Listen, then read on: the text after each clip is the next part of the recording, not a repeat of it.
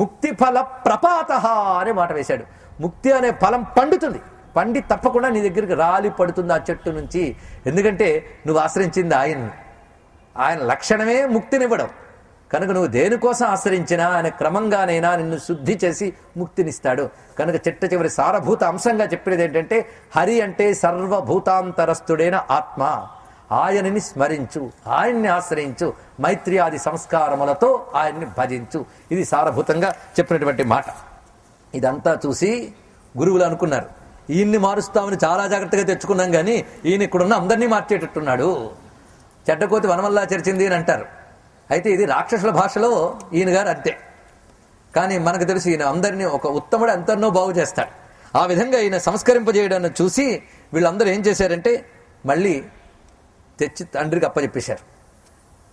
వీడి మీద దయతో నీ కోపాన్ని నిగ్రహించాలని తీసుకెళ్ళాం, కానీ మా వల్ల కాదు, ఇతను నువ్వే శిక్షణ చేసుకో అని ఎప్పుడైతే చెప్పారో వెంటనే తండ్రికి మహాకోపం వచ్చి సూదానాహూయ సత్వరహ, సూదాన్ అంటే వంట వాళ్ళని పిలిచెట్ట, పాకశాల నుంచి పిలిచి ఇతడికి విషం కలిపిన అన్నం పెట్టండి అన్నట్టు.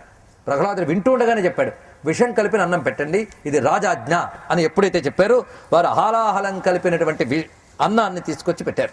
హాలాహల విషం ఘోరం, అది ఘోరమైన హాలాహల విషంతో కూడినటువంటి అన్నం.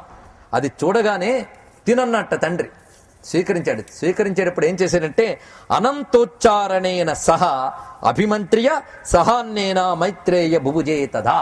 అన్నం తినడం ఎలాగో ఇక్కడ నేర్చుకోండి. అన్నం అంటే మనం తింటూ ఉంటాం, ఆకలేసినప్పుడు నానా గడ్డి, ఇక్కడ లేదు అక్కడ లేదు, ఎక్కడైనా ఏదైనా ఎలాగైనా తినేయడమే ఉంది. పశుప్రాయం ఇంకేముందండి, పశువులు చూడండి ఏది దొరికితే తింటూ ఉంటాయి. కొన్ని పశువులు అయితే వాల్పోస్టర్లు కూడా తింటూ ఉంటాయి. ఆ స్థితికి వెళ్ళిపోతున్నాం మనం.